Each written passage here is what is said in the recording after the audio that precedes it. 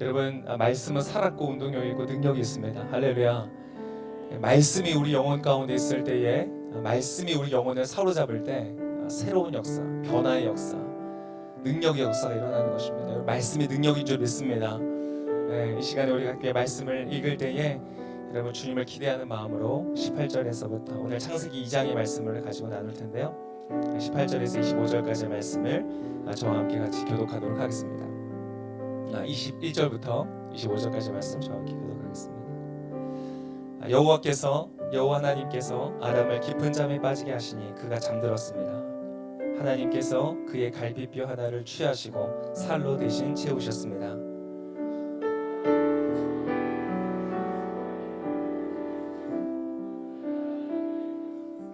아담이 말했습니다. 드디어 내 뼈 가운데 뼈요, 내 살 가운데 살이 나타났구나.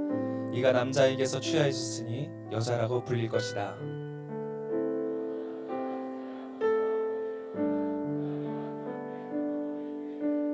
함께 같이 읽겠습니다. 아담과 그의 아내가 둘 다 벗어졌지만 서로 부끄러워하지 않았습니다. 아멘. 오늘은 가정의 달을 맞아서 가정을 주제로 오늘 말씀을 하는 날입니다. 여러분, 오늘 예배에 오신 분들은 너무 구식 표현인데 땡 잡았습니다. 여러분, 옆에 있는 분들이 한번 인사하겠습니다. 당신은 축복받은 사람입니다. 왜 그렇습니까? 말씀은 운동력이 있어서 역사하기 때문에 그렇습니다. 오늘 이 결혼에 대한 말씀을 통하여서 여러분 인생 가운데 하나님이 계획하신 아름다운 결혼의 역사들, 만남의 역사들, 새로운 가정의 역사가 여러분 인생 가운데 있으시기를 축복합니다. 좌우인 분들에게 인사하면서 우리 함께 했습니다. 당신에게 놀라운 가정이 예비되어 있습니다. 잘 앉으셔도 좋겠습니다. 할렐루야. 네, 여러분, 이제 오늘 갑자기 가정에 대한 말씀입니다. 이제까지 쭉 사도행전을 말씀을 하다가 오늘은 가정에 대한 말씀. 그래서 저는 뭐랄까, 어떤 말씀 본문도 이제 각자가 정할 수 있도록 이렇게 열어주셨어요. 그래서 고민을 했는데, 폴트는 오늘 아버지와 아들의 관계, 그래서 이제 부모와 자녀의 관계를 또 중심으로 했다고 하더라고요. 대학부와 너무 잘 어울리는 주제다, 잘 정했다.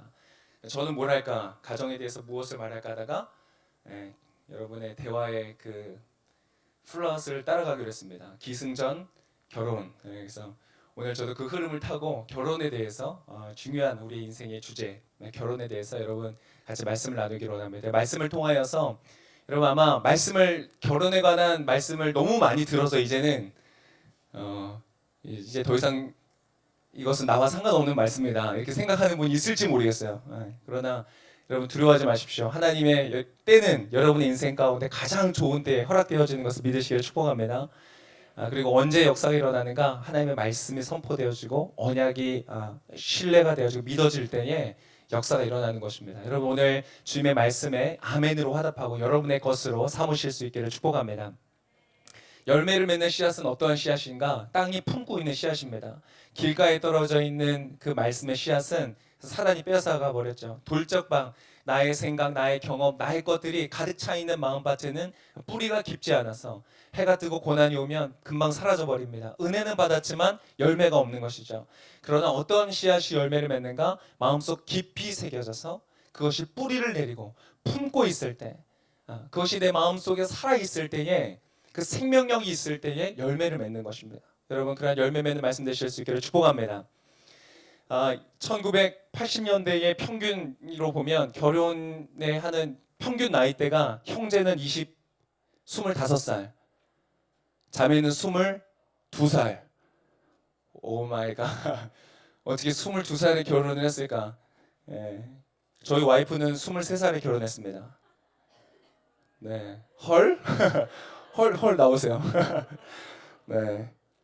나이는 학년으로 24살과 같은 때였는데, 그래서 졸업을 하면서 저와 바로 같이 결혼을 했습니다. 2015년에 작년 기준으로 평균 결혼 연령대를 보니까 남자는 32살, 자매는 30살입니다. 이럴 수가. 나도 모르게 지났네. 결혼 이 나이대가 점점 지나가고 있죠. 많이 이제 늦춰지고 있습니다. 벌써 7년, 8년 정도가 이제 늦춰진 것이죠. 그래서 이 사람들이 물어봤습니다. 2016년 1월, 바로 지난 1월에 어떤 리서치 조사가 있었습니다. 왜 싱글이냐? 미혼 남녀 260명에게 물어봤습니다. 자, 1등이 35.9%, 굉장히 높은 수치를 차지한 1위, 내가 결혼하지 않고 싱글인 이유가 무엇인가? 첫 번째가 뭐였을 것 같아요? 아닙니다. 첫 번째 이유는 자기 발전을 위해서입니다. 내가 결혼하면 내가 앞으로 달려가야 되는 길들이 장애가 된다, 방해가 된다. 그렇기 때문에 나를 완성하기 위해서 아직은 아니라고 생각을 한다라는 것이죠. 자, 두 번째 이유는 남자와 여자가 갈립니다. 1번 첫 번째 이유는 같았는데 남자 여자는 다릅니다. 두 번째 이유, 여자는 18%가 뭐라고 대답했는가? 일과 가정을 둘 다 하는 것이 너무나 힘들게 느껴지기 때문에 하지 않는다. 이렇게 남들이 했습니다. 남자들은 이 두 번째 이유가 뭐였을 것 같아요? 맞습니다. 집장만이 어려워서. 남자들은 아직 우리는 집을 준비해야 된다는 부담감을 가지고 있는 그런 문화 속에 있는 것이죠. 세 번째 이유는 둘 다 같은데 11.8%가 고용이 불안정하다는 얘기를 했습니다. 네, 한 조사에 의하면 정규직 결혼율과 비정규직인 사람들의 결혼율이 다르다고 합니다. 정규직인 결혼율인 사람이 55%, 비정규직인 사람의 결혼율은 30% 미만이 된대요. 근데 우리나라는 이미 서비스업 같은 경우도 65% 이상이 비정규직이거든요. 그러니까 많은 사람이 비정규직으로 있는 것이죠. 그러니까 결혼하기가 사실 어려운 현실적인 이유들이 있습니다. 근데 여러분 걱정하지 마십시오. 우리 점점 어떤 시대가 오느냐? 프리랜서의 시대가 옵니다. 할렐루야. 시대가 바뀌고 있습니다. 직업에 대한 개념이 전통적인 개념에서 굉장히 바뀌고 있습니다. 예전에 한번 설교 말씀드렸던 것처럼 여러분 시대가 바뀌어집니다. 지금 과도기적인 곳에서 여러분 이것을 두려움의 신호로 여러분 삼지 마십시오. 새로운 미래로 우리를 인도하시는 주님의 사인인 것을 믿으실 수 있기를 축복합니다. 놀라운 역사가 일어날 것입니다. 여러분 요셉도 팔려갔을 때 몰랐겠죠. 노예 생활을 할 때 자기에게 주어져 있는 허락되어져 있는 것이 없을 때 두렵고 불안하고 막막했지만 그것은 새로운 역사, 새로운 미래를 여는 하나님의 계획이었던 것이죠.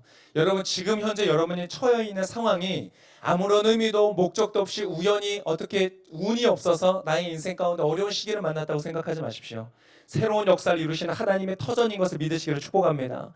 노예의 생활, 이스라엘의 노예의 생활을 통해서 모세가 나타났고 광야의 시대를 통한 여호수아가 나타났고 어려움과 고통 가운데 있을 때 언제나 주님의 사람들은 새로운 역사를 쓰는 도구가 되는 것입니다. 바로 여러분이 그런 도구인 것을 믿으시기를 축복합니다. 옆에 있는 분에게 고백하겠습니다. 당신이 바로 그런 일꾼입니다. 네. 그래서 저는 우리 우리 지체들의 이유가 궁금했습니다. 왜 아직 싱글일까? 그래서 순장님들께 물었습니다. 순장님들이 모여 있는 톡방에 내가 싱글인 이유가 뭐라고 생각하세요? 저한테 톡을 보내주세요. 별 대답이 없으셨어요. 제가 그 글을 올린 지 한 20분 만에 이모티콘이 하나 올라왔는데 눈물이 바다를 이루고 있는 그런 이모티콘이었어요. 몇 가지 이유들이 있었어요. 나중에 보내주신 거 보니까 내가 좋아하는 사람과 나를 좋아하는 사람이 다르다. 참 안타깝네요. 안타깝습니다. 자기가 바뀌든지 그 사람을 바꾸든지 만날 기회가 별로 없다. 이성을 만날 기회가 별로 없다. 동의하십니까? 네, 그렇군요. 한 명 동의하셨어요. 알아갈 기회가 없다. 그런 얘기도 하셨고 준비가 아직 안 돼 있다. 뭐 이것은 여러 가지를 포함할 것 같아요. 경제적인 것이나 내면적인 것이나 또 과거의 상처가 있다. 여러분 과거의 상처 충분히 이해가 됩니다. 여러분 어떤 과학자들이 조사를 해보니까 이 호르몬 분비적으로 봤을 때 이성에게 매정하게 버림받는 것은 마치 나의 자녀가 죽는 것 같은 시련과 같은 스트레스 수치를 나타낸대요. 대단하죠. 여러분 과거에 그런 경험이 있는 분들 여러분 위로합니다. 그런 분들은 자기의 가슴에 손을 얹고 괜찮아 한번 말해주세요. 네, 확실히 많은 변화가 있습니다. 사회는 불안하고 또 결혼을 통해서 얻을 수 있는 것보다 내가 더 해야 되는 것들, 잃는 것이 더 많다라고 생각하는 경향들이 많고 또 이제는 미혼에 대한 인식이 많이 바뀌어서 난 미혼 결혼 안 했어. 그러면 예전에는 굉장히 안 좋게 봤지만 지금은 뭐 이렇게 안 좋게 본다기보다는 또 때때로는 긍정적으로 보기도 하고 당신의 꿈을 향해서 달려가는 사람이다라고 생각하는 경향도 있고 그래서 사실 인식이 많이 바뀌었습니다. 그리고 즐길 거리가 굉장히 많아졌죠. 사실 오늘 제 설교에서는 성적인 것은 다 뺐는데 사실 성적으로도 너무 편안하게 누릴 수 있는 것들이 많다. 그만큼 인식이 달라졌다는 것도 결혼에 늦게 되는 이유 중에 하나입니다.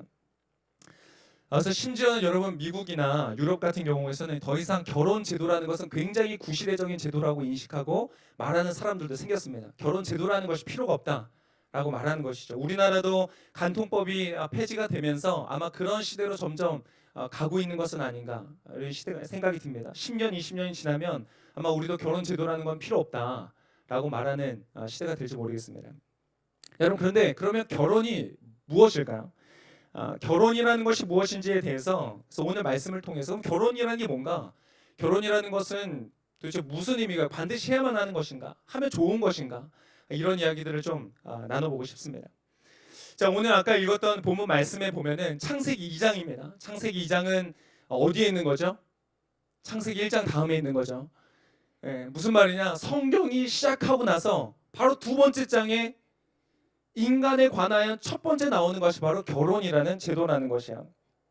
여러분, 이 결혼이라는 것은 어쩌다가 우연히 생겨난 그런 산물이 아니고, 성경에서 가르치는 것은 혹은 인간이 의도하고 계획해서 만든, 예를 들어서 보험제도라든지 공교육 제도라든지 그런 인간이 기획해서 만든 제도가 아니다라는 거예요. 결혼이라는 것은 무엇이냐? 하나님께서 기획하시고 만들어주신, 그것도 인간의 존재와 굉장히 밀접한 관계가 있는, 창세기 2장에서 나올 정도로, 그리고 남자가 처음에 만들어지고 여자가 만들어지는 그 과정 속에서 기획되었었던 굉장히 핵심적인, 인간에게 있어서 굉장히 중요한 이슈라는 거예요. 여러분의 대화가 기승전 결혼으로 끝나는 것은 굉장히 지극히 자연스러운 것입니다.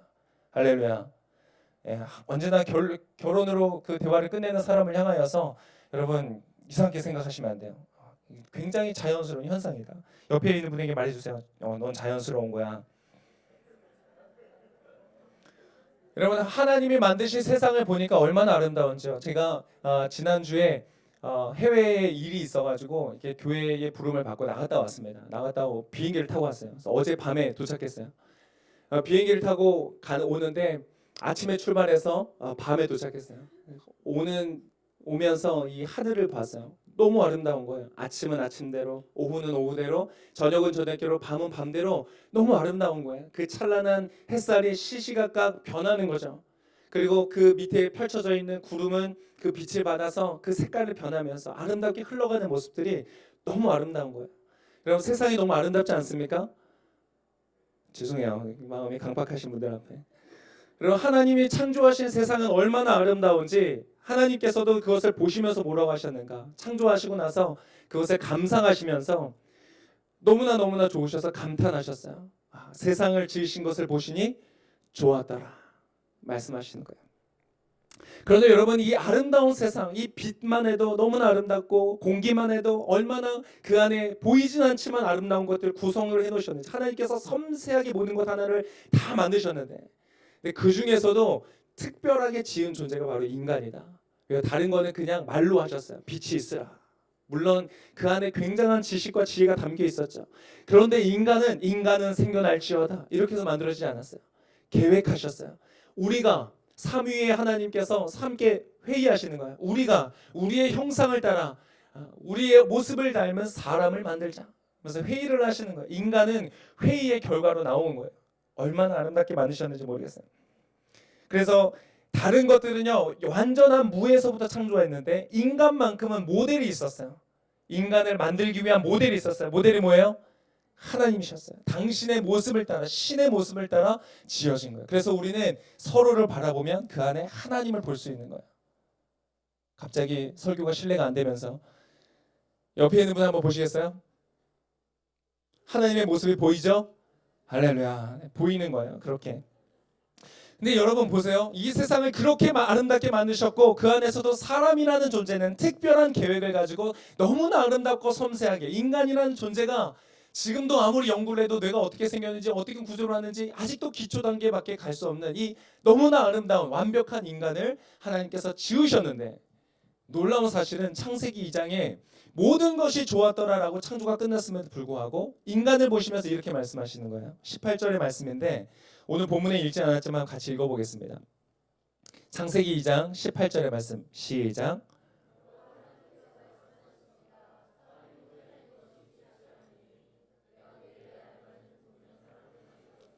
하나님이 보시고 뭐라고 하셨다고요? 보기가 좋지 않다. 여러분, 보기가 좋지 않아요.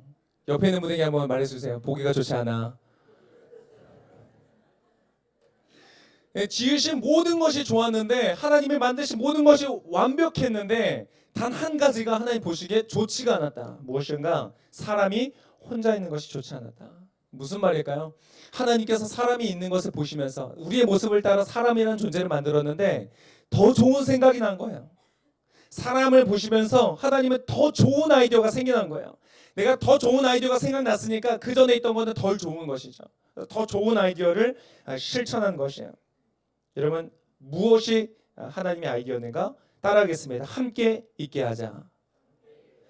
혼자 있는 것이 보기 좋지 않아서 함께 있도록 하신 거예요. 그래서 함께 있겠어요. 그래서 여러분, 함께 있는 건 좋은 거예요. 그래서 여러분, 모임할 때 그녀와 함께 있을 때 너무 좋죠. 할렐루야. 그녀와 함께 너무 좋은데 갑자기 그녀가 먼저 갔어요. 그러면 기타 그 자매를 제외한 나머지 기타 등등의 사람들은 갑자기 의미가 없어지는, 모든 대화는 소음이 되고, 나는 누구, 여기는 왜, 여긴 어디, 우리는 갑자기 그 자리에 있는 의미와 목적을 잃어버리는 것이죠. 그런데 그 사람과 함께 있으면 너무 좋은 거예요. 할렐루야. 누가 그렇게 만드셨어요? 하나님이 그렇게 만드셨어요. 저도 예전에 대학생 시절 때 저희 와이프를 만났을 때 기억이 납니다.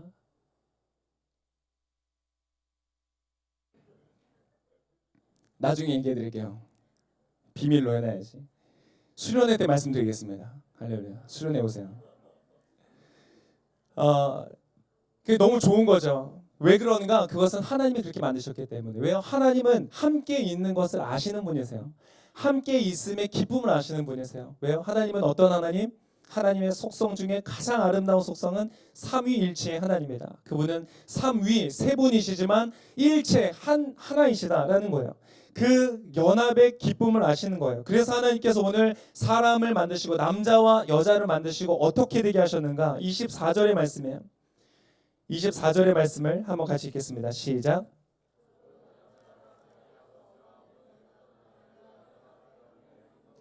한 몸, 이것이 바로 일체가 되는 것이죠. 하나가 되는 기쁨인 거예요. 여러분, 우리가 너무나 익숙하고 자연스럽지만 소리를 한번 생각해 보세요. 소리라는 것. 소리. 아름답죠. 여러분, 사람의 소리라는 게 얼마나 아름답습니까? 이 소리라는 것은요, 높이가 있어요. 높은 음이 있고 낮은 음이 있고, 또 그 소리 안에는 파동이라는 것이 존재해요. 그리고 그 색깔이 다 달라요. 중저음이 있는가 하면 고음이 있고, 소프라노가 있으면 바리톤이 있고, 여러 가지 색깔들의 그 소리가 있는 거예요. 얼마나 아름다운지. 하나님은 사람의 성대와 고막에 이퀄라이저를 주셔가지고 그것을 조절할 수 있고 혹은 구별하여 들을 수 있는 존재로 만들어 주셨어요. 할렐루야. 얼마나 이 소리, 여러분 소리 못 듣는 동물들 굉장히 많습니다. 하나님은 이 소리를 너무나 아름답게 주셨고 우리에게 주셨어요. 그런데 여러분 그거 아세요? 하나의 소리와 다른 하나의 소리가 만나서 화음을 이루면 더 아름다운 소리가 되는 것이에요. 함께 한다는 것은 좋은 것이에요. 그래서 여러분 이제는 뭐 가야금과 드럼이 서로 콜라보레이션을 하는 그런 우리 시대를 살고 있잖아요. 하나의 음악 악기도 너무 아름다운데 다른 악기를 만나면 소리가 더 아름다워지는 것이죠. 여러분 맛도 마찬가지입니다. 여러분 미스터 초밥왕 이런 거 보셨어요? 보면 막 초밥을 하나 탁 먹으면 갑자기 바다가 뒤 쫙 펼쳐지면서 태평양의 풍미가 느껴지는군 막 이러잖아요. 여러분 뭐예요? 이 쌀이라는 하나의 맛과 어떤 생선이라는 하나의 맛이 절묘한 어떤 조화를 이루면서 아름다운 맛을 창조해내는 것이잖아요. 여러분 함께 한다는 것, 이것은 너무나 아름다운 것이에요. 조화를 이루고 연합을 하고 하모니를 이룬다는 것은 정말 아름다운 것이죠.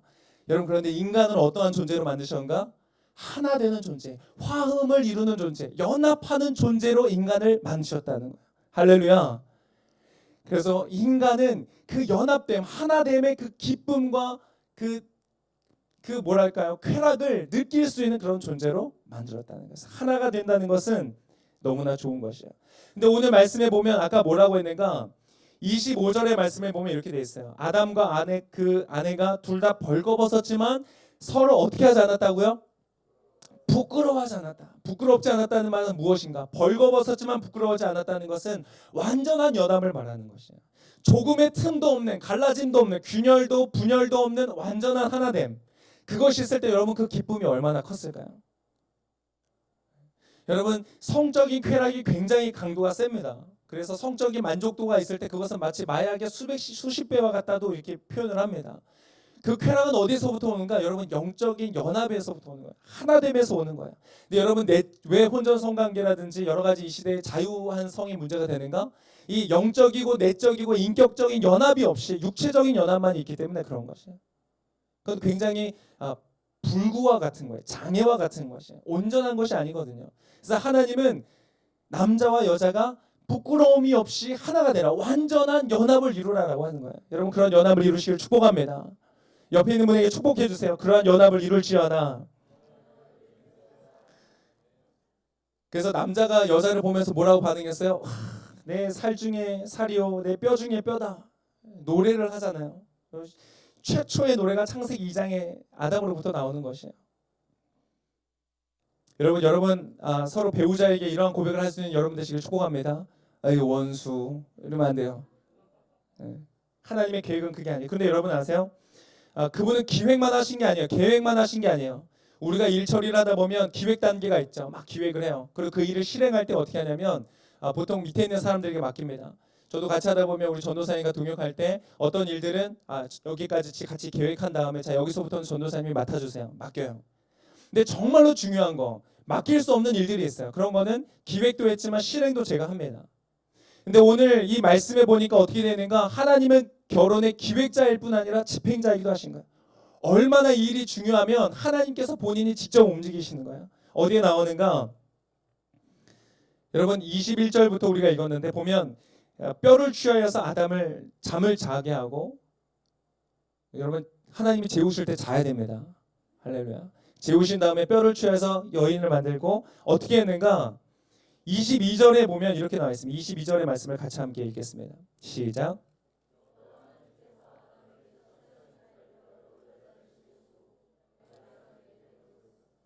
어떻게 했다고요? 아담에게 데리고 오시는 거예요. 그분은 그냥 생각하고 그 다음 우리 맡긴 것이 아니에요. 아담에게 맡긴 일이 있었어요. 동물의 이름을 짓는 것이죠. 바로 이 본문의 앞부분에 나오는 것이에요. 모든 짐승들을 만들어서 보내보니까 아담이 이름을 다 지어주거든요. 근데 그 중에는 돕는 사람이 없었던 거예요. 돕는 배필이 없었어요. 그래서 하나님이 아담의 뼈를 취해서 사람을 만들고 데리고 오시는 거예요. 할렐루야. 여러분 주님께서 데리고 오는 사람을 만나시기를 축복합니다. 여러분 중매는 좋은 거예요. 오늘 주님은 중매 서시는 거예요. 여러분 그거 아세요? 결혼 10년 차인 부부들을 설문조사를 했더니 연애 결혼과 중매 결혼 중에서 10년 동안 만족도, 서로에 대한 만족도와 친밀감이 더 높은 쪽이 어디 있는지 아세요? 중매 결혼이었어요. 여러분 중매 결혼하시길 바랍니다. 주님의 중매 결혼하세요. 제 비전 중에 제 소망 중에 하나가 뭔지 아세요? 중매시키는 겁니다. 중매 성공시키기. 저를 위해서 기도해 주세요. 아직까지 한 커플도 성공 못했어요. 갑자기 신뢰도가 떨어지죠. 그러나 기도하고 있기 때문에 응답되실 줄 믿습니다. 여러분 결혼이라는 것은 하나님이 기획하신 놀라운 일일 뿐만 아니라 그분께서 직접적으로 개입하시는 일이다. 왜요? 너무나 중요하고 너무나 아름다운 것이기 때문에 그분의 서로 활용정점을 찍듯이 마치 아름다운 마무리를 하실 때까지 주님은 함께 하시는 거예요. 그런데 여러분 더 놀라운 사실이 있어요. 무엇이냐? 이렇게 놀랍게 섬세하고 아름답게 기획이 되었고 진행이 되었지만 그 가운데 하나님은 인간의 선택의 개입을 허용하신다는 거예요. 그냥 하나님께서 일관적으로 만들어 놓고 자 이거 너야, 넌 결혼해야 돼, 이 사람과 결혼해 라고 점 찍어주지 않는다는 거예요. 그래서 여러분 그런 말할 때 조심해야 돼요. 이 얘기도 수련해 야겠습니다. 여러분 놀랍게 옛날처럼 부모에 의해서 너희 결혼할 사람을 찍어놓고 약혼시킨 다음에 너희 둘이 결혼해 라고 하시는 것이 아니라 하나님은 아름답게 만들어서 데리고 오시면서 아담의 반응을 보시는 거예요. 그래서 그 전에 짐승들을 만들어가지고 아담에게 다 보내시면서 아담의 반응을 보는 것이죠. 아담이 어떤 짐승의 어떤 부분을 보는지, 어떤 것을 아름다움을 느끼는 것인지 그의 반응을 보는 것이죠. 그러면서 하나님은 가장 그에게 맞는 존재를 만들어 주시는 거예요. 여러분 결혼이라는 것은 여러분의 선택과 결단 그리고 여러분의 참여가 굉장히 중요한 사건입니다. 그냥 가만히 앉아 있으면 데리고 오시고 모든 것이 아름답게 자연스럽게 진행되는 것이 아니라 나의 선택과 결단이 필요하다는 것이에요. 자, 결혼이라는 것은 이러한 것입니다. 하나님께서 최초로 기획하시고 직접 개입하셔서 실행하실 뿐만 아니라 여러분의 우리의 자발적인 의지가 개입되어서 이루어지면서 완전한 연합과 하나됨의 콜라보레이션의 그 기쁨을 누리는 것. 이것이 바로 결혼이다. 너무나 좋은 것이다. 인간이라는 존재가 누릴 수 있는 최초의 그리고 최고의 선물이며 축복이다라는 것입니다. 여러분 그런 축복을 누리시기를 축복합니다. 이것은 천사도 누릴 수가 없어요. 천사는 결혼하는 게 없대요. 근데 인간은 그것을 하나님께서 허락해 주신 거예요. 여러분이 아마 이런 질문을 하실 거예요. 나도 좋은 거 아는데 어쩌라는 거냐. 그 질문에 몇 가지 좀 같이 한번 고민해 보고 싶습니다. 자, 여러분 질문 중에 이 질문이 저는 결혼에 관해서 질문할 때 이게 가장 많은 것 같아요. 누구와 결혼할 것인가? 누구와 결혼해야 돼요? 이 질문을 많이 받아요. 제가 쟤랑 결혼해 이럴 수는 없잖아요. 죄송합니다. 최근에 결혼 계약이라는 주말 드라마가 있었어요. 혹시 보셨어요? 네, 최고 시청률이 20%가 넘으면서 그 시간대에 아주 압도적인 시청률을 자리했던 그런 드라마인데 기본적인 스토리가 이래요. 돈을 위해서 살던 성공과 성취를 위해서 살던 한 남자가 어머니의 간이식 수술을 위해서 어떤 여인과 계약 결혼을 합니다. 근데 그 여인을 이제 점점 사랑하게 되면서 스토리가 진행이 돼요. 근데 갑자기 그 여인이 시한부 인생이 되죠. 우리는 꼭 죽어야 결론이 나요. 누군가 뭐 하나는 죽어야 돼. 시한부 인생이 되면서 눈물과 더불어서 감동이 있으면서 이 한 여인을 위하여 이 살아가는 남자의 이 모습을 통해서 감동이 나타나는 것이죠. 그래서 이러한 드라마를 보면서 여러분 많은 사람들이 생각할 거예요. 나도 이렇게 저렇게 나를 사랑하는 사람을 만나고 싶다. 할렐루야. 나를 위해서라면 인생에 가장 중요하다고 생각하는 것도 과감하게 버릴 수 있는 그런 사람을 꿈꾸시는 여러분들에게 말씀드립니다. 꿈 깨세요. 라고 아니라가 아니라 여러분 꿈을 꾸시기를 축복합니다. 여러분 그러한 사랑은 실제로 존재하고 실제로 존재할 수 있으며 하나님께서 계획하신 것입니다. 할렐루야. 여러분 저도 결혼하면서 항상 그게 고민이었어요. 하나님을 위하여 사는 것과 아내를 위하여 살아가는 것이 어떻게 해야 되는 것인가? 하나님이 이것을 말씀하시면 아내의 의지와 상관없이 가야 되는 것인가? 그런 고민들이 많았어요. 근데 제가 철이 들면서 그런 생각이 깨달음이 왔어요. 하나님을 위하여 사는 것과 우리는 그런 존재로 만들어졌으니까 근데 아내를 위하여 사는 것은 다른 것이 아니다라는 것을 깨닫기 시작했어요. 내 아내를 나의 마음을 다하여서 사랑하는 것과 하나님을 사랑하는 것은 굉장히 밀접한 관계가 있다는 것을 발견해가는 것이죠. 여러분 그래서 정말 저는 저의 아내를 위해서 살고 싶어요.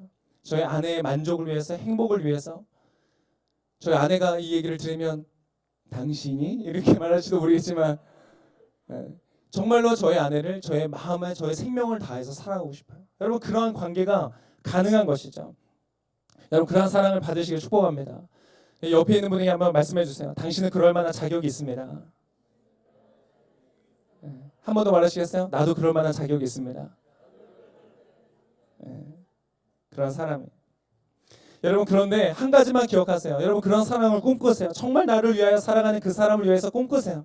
나를 위하여서 생명까지도 바칠 수 있는 사랑을 여러분 생각하세요. 꿈꾸세요. 기대하세요. 그런데 여러분 한 가지만 기억하세요. 땀 없는 승리가 없고 수고 없는 열매가 없죠. 십자가 없는 부활의 영광이라는 것은 없는 거예요. 여러분 그 아름다운 사랑은 저절로 자연스럽게 난 아무것도 손 하나 까딱 안 해도 되어지는 것은 아니라는 것이에요. 그 아름다운 사랑을 위해서 우리가 읽어야 돼요. 창세기 2장의 이 아름다운 사건은 창세기 3장의 죄 때문에 무너지게 되죠. 그때부터 이 밭마다 땅마다 가시덤불과 엉겅퀴가 자라기 시작했어요. 그것을 걷어내지 않으면 열매를 맺기가 어려운 시대가 됐어요. 왜요? 죄 때문에. 우리는 죄인이죠. 그래서 그런 노력이 필요해요. 그래서 하나님이 창조하신 아름다운 그 결혼의 목적을 이룰 수 있는 것이죠. 여러분 그러한 꿈을 꾸시고 대가를 지불하시기를 축복합니다. 어떤 대가를 지불해야 되는가 조금 이따 제가 말씀드리겠습니다. 먼저 이 질문에 한번 대답해 볼까요? 그러면 도대체 그 사람은 어디에 있는 것인가? 나의 그 사람 어디에 있는가? 여러분 한 대학교에서 이런 연구조사를 발견했대요. 여러분 혹시 이런 질문 해보셨어요? 나의 그 사람은 지금 어디에 있을까? 저 사람일까? 아니면 저 인간일까? 아니면 저 놈인가? 이렇게 생각하실 때가 있죠. 여러분 그런데 여러분 한 대학교의 연구의 결과에 보면 이렇게 돼 있어요. 독신녀 중에서 배우자의 조건으로 여자들에게 물어봤어요. 배우자의 조건으로 가장 무엇이 중요하냐를 물어봤더니 94%가 1위로 이거를 뽑았습니다. 운명적 만남. 네, 벌써 반응이 다르시죠? 아유 부질없는 것들. 그리고 그 중에 97%가 뭐라고 대답했느냐? 결혼 정년기에 그 사람을 만날 것이다라고 생각했어요. 여러분 운명적인 사랑이 뭐예요? 운명적 만남이 뭐예요? 여러 가지로 표현할 수 있겠지만 한마디로 우리식으로 말하면 필이 꽂히는 사람. 딱 봤을 때 심장이 두근거리고 동공이 풀리면서 긴장감이 생기는 그런 사람. 뭔가 필이 꽂히는 그 사람 보면 뭔가 달라지는 사람. 근데 여러분 그 운명이라는 것은 착각일 때가 굉장히 많다는 것입니다. 굉장히 유명한 기독교 작가인 게리 토마스가 연애학교라는 책을 썼는데 그 책에 보면 이렇게 말했어요. 사랑에 빠지는 이유 혹은 내가 결혼을 결정하는 이유들이 있잖아요. 사람마다 내가 이 사람과 결혼해야지. 결혼하는 그 이유가 사실상 결혼의 장기적 행복에 전혀 도움이 되지 않는다. 결혼을 시작하는 이유와 결혼이 유지되는 것은 사실상 다르다는 것이죠. 그런 말을 했어요. 여러분 하나님께서 하와를 아담에게 이끌어 오셨다는 것은 어떤 운명적인 사랑을 빠지는 것을 말하는 것이 아닙니다. 오히려 하나님은 어떠하신 하나님인가? 우리가 일반적으로 우리 인생 가운데 하나님을 경험할 때 하나님은 사람을 통해서 일하신다. 하나님은 환경을 통해서 우리 인생 가운데 개입하시고 역사하신다는 것이죠. 하나님은 여러분의 주위에 있는 사람을 통해서 역사하십니다. 그 사람은 어디에 있는가? 여러분 한 조사에 의하면 결혼하는 사람의 60% 이상이 결혼한 사람들의 60% 이상이 자신이 살고 있는 생활 반경의 1km 안에서 그 사람을 만난다고 합니다. 나의 1km는 어디 정도까지일까? 그리고 다른 조사에 의하면 이래요. 당신의 삶의 자리에 100m 안에 있는 사람을 만나거나 아니면 적어도 100m 안에 있는 그 사람을 소개시켜주는 사람을 만날 가능성이 굉장히 크다. 동의가 되시나요? 대부분의 결혼하는 사람들을 보니까 그렇다는 거예요. 여러분 그래서 제가 여러분에게 권면드리고 싶은 것은 이것입니다. 여러분 그 사람을 찾기보다 여러분 지금 주변에 있는 사람들에게 잘하시길 바랍니다. 내가 그 사람을 찾는 것보다 지금 내 주변에 있는 사람을 잘하는 것이 여러분이 그 사람을 만날 확률이 훨씬 더 높아지는 것이죠. 여러분 자매님들에게 제가 권면하고 싶습니다. 주변에 있는 형제들을 존중하십시오. 할렐루야. 존중하는 말을 하세요. 여러분 세상에서 만약 남자들을 존중하는 사람들이 있다면 그것은 반드시 기독교 여인이어야 됩니다. 왜요? 그것이 바로 성경적이기 때문에 그래요. 예수께서 교회의 머리가 되신 것처럼 가정의 머리를 누구로 세우셨어요? 남자로 세우셨어요. 오늘 말씀도 보니까 자세한 제가 그 이야기는 오늘 하진 않겠지만 남자를 지으시고 돕는 배필로 여자를 만드셨어요. 여러분 그래서 남자들을 존중하세요. 우리 형제들에게는 권면하면 형제들 교회 형제님들은 보통 잘하시는데 그래도 권면을 드리면 주변에 있는 자매님들을 보호해 주셔야 돼요. 서로 대화할 때 농담으로 까시면 안 돼요. 보호해 주셔야 돼요. 무거운 거를 들을 때 너 힘세다 박수 쳐주지 마세요. 아무리 가벼워 보여도 여러분이 직접 들어주시는 거예요. 계단을 오를 때 남자가 먼저 오르나요? 여자가 먼저 오르나요? 남자가 먼저 올라야 돼요. 이 정도는 알고 계셔야 돼요. 문을 지날 때 문을 잡아주세요. 힘껏 닫지 마세요. 자매님들은 남자의 옆구리에서 나왔기 때문에 남자가 보호해 줄 때 안정감을 느낍니다. 형제는 자매가 옆구리에서부터 나왔기 때문에 자기를 존중해주고 받쳐줄 때 그 여인이 사랑스러워 보이는 것이에요. 근데 우리 형제님들과 자매님들도 마찬가지고 여러분 요즘에 또 들리는 이야기들이 청년들 사이에서는 항상 이게 이슈가 되기 때문에 한 가지 말씀드리면 선을 지키셔야 돼요. 너무 하시면 안 돼요. 작업성 발언이나 행동을 이렇게 쉽게 하시면 안 됩니다. 우리 자매님들 머리 하면 형제님들 알아봐 주시면 좋아요, 싫어요?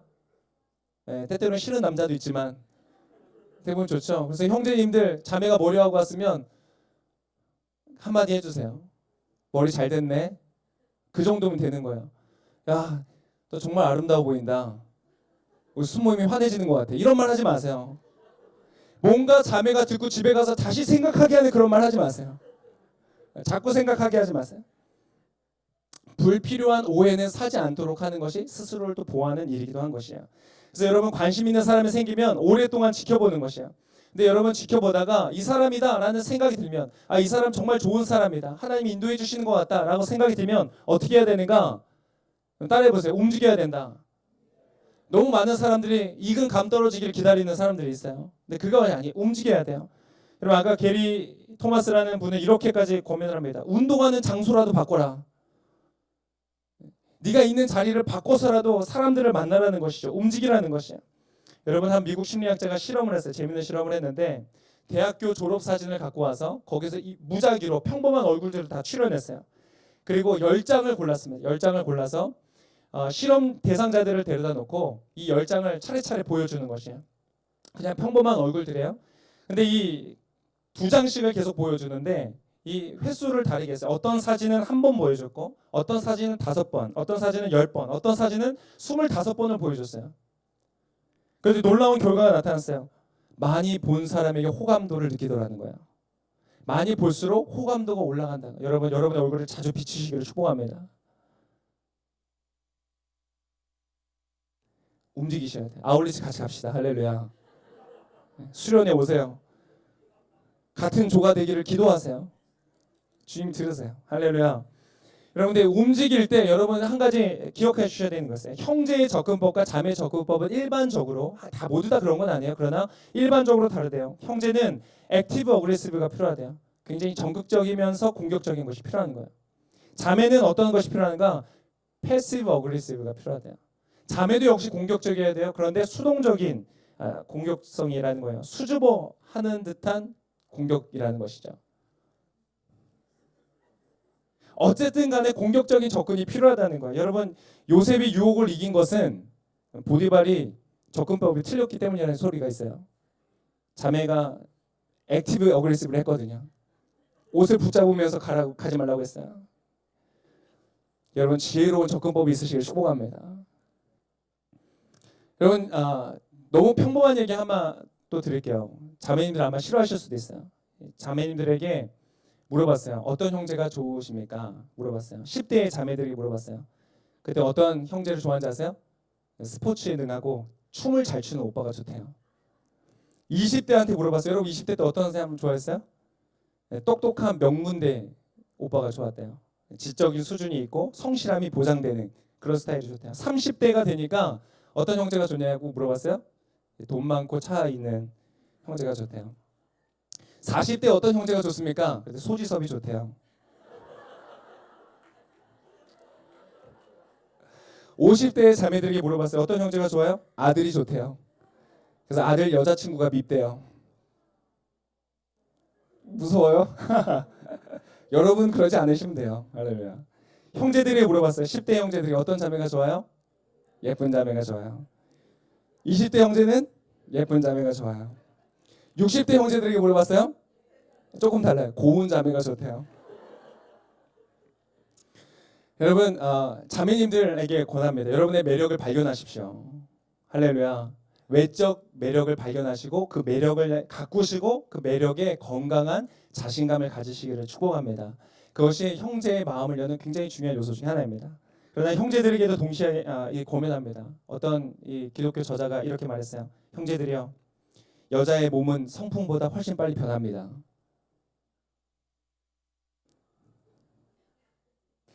형제님들 외모보다 그 안에 있는 진짜를 발견할 수 있는 눈이 있으시기를 축복합니다. 할렐루야. 갈수록 아멘이 점점 줄어드네요.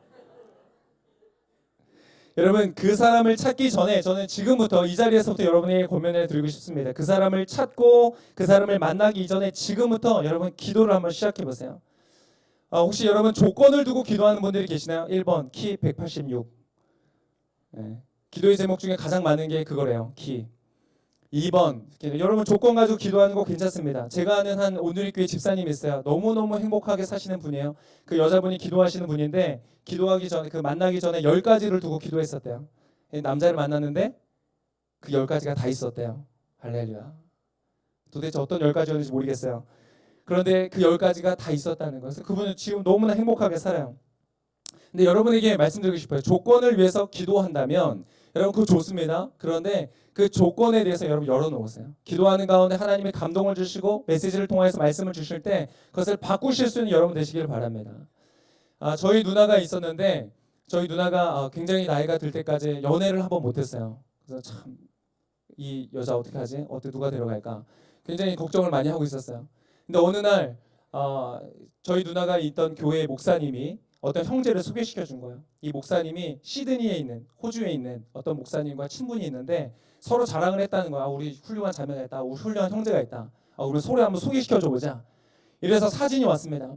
그런데 그 사진이 오기 전에 그 형제에 대해서 말할 때 그 형제 역시 한 번도 사귄 적이 없는 형제라는 거예요. 이 형제는 좀 문제가 있는 형제인가 보다. 제가 그랬어요. 그런데 그 형제의 사진이 왔는데 그 좀 흐릿하게 나온 사진을 보냈어요. 명확하게 보이지 않았어요. 어떤 형제인가. 드디어 만나는 날이 됐습니다. 서로 편지를 좀 주고 받았나 모르겠어요. 메일을 주고 받았는지 뭘 주고 받다가 이제 만나러 오게 된 거예요. 그 형제가 왔습니다. 비행기에서 딱 내리는데 저희 누나는 평소에 어떤 스타일을 좋아하냐면 얼굴이 사각형인 형제를 좋아했어요. 이 산적 같은 형제, 이런 형제를 좋아하는 스타일이었어요. 근데 그 형제는 굉장히 샤프한 형제였던 거예요. 그런데 여러분 그 사람을 만나기 전날 누나가 꿈을 꿨어요. 하나님이 꿈속에 꿈을 주셨는데 이게 앉아 있는데 자기가 안경을 끼고 있대요. 근데 어떤 분이 탁 오더니 자신의 안경을 이렇게 벗겨주는 꿈을 꾼 거예요. 뭔가 좀 이상하다. 근데 그 다음 날 그 형제를 만났는데 자기가 좋아하는 스타일이 아니었던 거죠. 지금 어떻게 하고 있냐면 결혼해서 애 셋 낳고 아주 잘 살고 있습니다. 제가 저만한 남편이 이 세상에 없다고 생각하면서 살아왔거든요. 근데 저보다 더한 형제가 있더라고요. 사실 저보다 훨씬 나은 남편이 있더라고요. 그래서 누나한테 너무 잘해주는 거예요. 교회에서 드럼을 치고 찬양 인도를 하고 영적으로 리드하는 너무 훌륭한 형제를 만난 거예요. 정말 여러분 만약에 저희 누나가 자신이 가지고 있던 외적 조건을 가지고 형제에 대해서 판단을 했다면 아마 그 관계는 이어질 수 없었을 것이에요. 여러분 하나님께서 혹시 여러분의 기준을 바꾸려고 하신다면 여러분 과감하게 바꾸실 수 있기를 축복합니다. 근데 여러분 한 가지 더 말씀드리고 싶어서는 조건을 위해서 기도하기보다 저는 이것을 추천하고 싶어요. 사람을 위해서 중보하시길 바랍니다. 기도할 때 마치 아는 사람인 것처럼 중보하세요. 그 사람의 영적인 성장을 위해서, 성숙을 위해서, 건강과 지혜를 위해서 여러분 기도하세요. 그리고 우리가 만났을 때 대화가 잘 되는 것을 위해서 기도하세요. 대화가 잘 되는 사람 만나는 것은 너무 중요합니다. 근데 여러분 기도할 때 히어로를 위해서 기도하지 마세요. 인간을 위해서 기도하세요. 할렐루야. 이 세상에 존재할 수 없는 그런 사람을 위해서 중보하지 마시고 언제나 어디서나 볼 수 있는 그런 인간을 위해서 기도해 주세요. 그리고 여러분 그것을 위하여 여러분 한번 중보 노트를 써보세요. 근데 기도하는 것을 날마다 한번 써보세요. 제가 어떤 형제에게 고민했어요. 어떤 자매를 너무 좋아하는데 어떻게 해야 될지 모르겠대요. 한번 편지를 써봐라. 맨날 편지 일기를 써봐라. 그 형제가 정말로 썼어요. 한 100일 넘게 썼던 것 같아요. 나중에 그거를 선물로 줬어요. 그러더니 바로 사귀더라고요.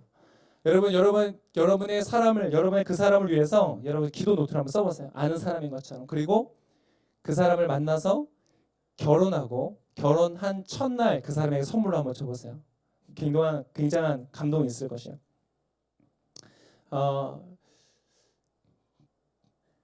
하고 싶은 얘기들이 더 있지만 여러분 시간이 많이 돼서 좀 앞에 했었던 말씀을 좀 정리를 한번 하고 싶습니다. 여러분 오늘 본문을 통해서 우리가 보았던 결혼이라는 것은 하나님께서 계획하셨고 하나님께서 주도하시는 것이었어요. 여러분 그분을 신뢰하실 수 있기를 축복합니다. 왜 이렇게 결혼이 안 될까? 여러분 그분을 신뢰하세요. 하나님의 때가 가까이 오고 있습니다. 하나님께서 여러분의 인생 가운데 개입하실 것입니다. 그래서 여러분 하나님과 많이 친해지세요. 결혼하기 전에 그 사람을 만나기 전에 하나님과 충분히 친해지세요. 결혼하기 위해서라도 여러분 친해지세요. 할렐루야. 괜찮아요. 여러분 하나님과 많이 친해질수록 그분의 뜻을 알 수가 있는 거예요. 그리고 우리가 아까 얘기 나눴던 것처럼 많은 사람들이 재정 때문에 결혼을 미룹니다. 걱정합니다. 그런데 여러분 하나님을 신뢰하세요. 우리 인생의 공급자는 하나님이신 것을 믿으시기를 축복합니다. 돈 때문에 여러분 결혼 미루지 마세요. 주님께 맡기세요. 그것이 믿는 자의 마땅한 삶이에요. 여러분, 그리고 중요한 것은 그 결혼의 관계에 있어서 나라는 존재가 있다는 것이요. 나의 자의적인 선택과 판단과 결단과 순종이 굉장히 필요한 부분들이 있다는 것이죠. 여러분, 그래서 나를 준비하시기를 축복합니다. 그분이 기뻐하시는 아들, 그분이 기뻐하시는 딸을 맡길 수 있을 만한 그런 사람이 되세요. 나 자신을 최고의 선물로서, 최고의 혼수로서 여러분을 준비하시기를 축복합니다. 여러분, 누구와 결혼하겠어요? 결혼을 위해서 돈과 차와 집을 준비한 사람과 결혼하겠어요? 아니면 결혼을 위해서 아름답고 훌륭한 거룩하고 성실한 내면을 준비하고 있는 사람과 결혼하시겠어요? 물론 둘 다 있으면 좋겠죠. 그렇지만 여러분 자신을 준비할 때 여러분의 외적인 요소보다 내적인 것이 훨씬 더 중요하다는 것을 여러분 기억하시기를 바랍니다. 여러분, 몇 가지만 더 권면을 드릴게요. 영적으로 여러분 깨어 있으세요. 영적으로 여러분 기도하세요. 하나님과 친밀하세요. 주님을 많이 사랑하세요. 주님을 많이 사랑하잖아요. 인생의 많은 장애물들이 저절로 없어집니다. 그거 아세요? 주님을 사랑할수록 우리의 길이 평탄케 되어지는 것이에요. 두 번째, 여러분 내적으로 기쁨과 감사로 여러분을 채우시길 바랍니다. 여러분, 제가 권면하는 것은, 추천드리는 것은 감사의 노트를 한번 써보세요. 일기와 별도로 감사한 것들 하나하나를 써보는 것이죠. 설교 빨리 마쳐야 될 것 같아요. 여러분, 아담처럼 그 하와를 만났을 때 시를 쓰고 노래를 할 수 있는 아름다운 영혼을 유지하세요. 그 사람 만났을 때 앞에서 한숨을 쉬는 인생이 아니라 노래하는 인생이 될 때 그 결혼은 아름다운 결혼이 되는 것이에요.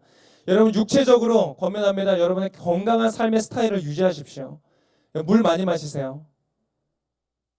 여러분, 오늘 주보에 보시면 물의 디톡스가 잘 나와 있습니다. 여러분, 오늘 한번 다 체크해 보시고 나는 만성 탈수는 아닌가 체크해 보시고 물을 많이 마시세요. 여러분, 그리고 밤이 되면 여러분 잠을 주무시길 축복합니다. 아까 말한 것처럼 여러분 주님이 재우실 때 주무셔야 돼요. 그리고 여러분, 주님이 여러분의 옆구리에 갈비살을 빼가실 때 여러분 기쁨으로 드리시길 축복합니다. 주님이 여러분에게 뭔가를 취하실 때 더 좋은 것을 주시기 위해서요. 여러분, 주님께 드리는 것을 아까워하지 마시기를 축복합니다. 하나님께 드리는 거예요. 그러면 그분은 더 좋은 것을 주시는 거예요. 그래서 여러분, 한 가지 더 권면드립니다. 여러분, 교제를 시작하면 교육자를 찾아오세요. 바로 찾아오세요. 그리고 축복 기도 받으세요. 그리고 건강하고 아름답게 교제하세요. 그리고 여러분, 이별을 해야 됩니까? 어쩔 수 없습니까? 깨끗하게 이별하세요. 깨끗하게 이별할 수 있도록 여러분의 교제를 거룩하게 하세요. 이별할 때 그것이 고통과 아픔과 상처로 남지 않도록 거룩하고 아름답게 교제하는 것이에요. 그리고 결혼을 결정했어요. 여러분, 결혼 3주 전 이렇게 오지 마시고 결혼을 약속하면 바로 오세요. 결혼을 확신에 갖게 되는 순간 오세요. 저에게 8주짜리 결혼 전 상담 프로그램이 있습니다. 해드릴게요. 한 번에 여러 커플은 못하지만 할 수 있어요. 오세요. 그래서 여러분의 자신을 내면적으로 실제로 준비하세요. 여러분, 저에게 비전이 하나 있습니다. 기도의 제목이 있어요. 배우자 하면 배우자 소개시켜주세요. 그럼 저는 이렇게 말하고 싶어요. 길공동체 와라. 저희 길공동체 이번에 여러분 함께 수련회 갈 대상자 목록을 보니까 280명이더라고요. 저희 공동체 속해 있는 사람이 280명이에요. 저는 이 280명을 만나기 위해서 또 다른 280명이 몰려오는 공동체가 되기를 소망합니다. 물론 이 안에서 서로도 만나기도 하지만 여러분, 저는 이곳에 정말로 준비되어져 있는 배우자로 자신을 아름답게 주 앞에서 드리는 그런 귀한 공동체가 되실 수 있기를 축복합니다. 제가 하반기에 여러분 형제 부흥을 기획하고 있어요. 너무나 많은 형제를 세상에 뺏겼어요. 세상의 쾌락과 즐거움에 뺏겨있어요. 그래서 다시 찾아오려고 합니다. 함께 기도해 주세요. 우리 형제들이 거룩하고 아름다운 하나님의 부르심 앞에 서게 될 때, 예전에 미국에 프로미스 키퍼라는 운동이 있었어요. 혹시 아세요? 프로미스 키퍼, 약속을 지키는 사람들이라는 형제들 중심의 남성 무브먼트가, 영성 무브먼트가 있었어요. 하나님께 헌신하고 혼전 순교를 서약하고 하나님의 거룩한 삶을 추구하고 그랬던 역사들이 막 있었어요. 여러분, 저희 공동체 안에, 우리 길공동체 안에, 우리 한국 교회 안에 그러한 역사들이 있기를 소망합니다. 많은 청년들, 바깥에서 방황하는 많은 청년들이 하나님을 만나고 함께 교제하고 거룩한 준비된 배우자가 되어서 아름다운 가정들이 이 안에서 수없이 많이 일어나기를 소망합니다. 세상이 아름답고 너무나 많은 가정이 결혼한 가정이 60%가 깨어진다는 이 시대 속에서 아름답고 모범이 되고 풍성한 열매를 맺는 가정들마다 예수께서 살아계신 가정. 그래서 이 시대 가운데 하나님의 거룩한 영적 영향력을 흘려보내는 우리 모두의 삶이 되실 수 있기를 예수님의 이름으로 축복합니다. 이렇게 이 시간 기도하겠습니다.